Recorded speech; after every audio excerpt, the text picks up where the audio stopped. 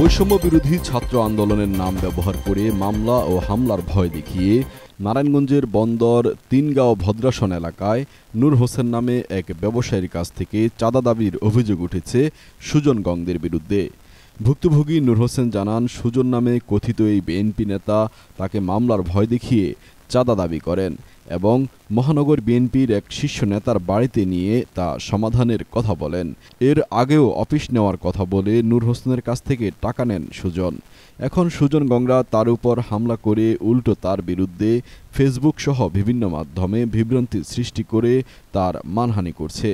প্রকৃতভাবে সুজনের বাড়িতে কোনো হামলার ঘটনা ঘটেনি। এ বিষয়ে সুজনের মা জানান, তাদের বাড়িতে কোনো হামলা হয়নি, বরং নূর হোসেন ও তার স্বজনরা সুজনদের বাড়িঘর দেখাশোনা করে রেখেছে।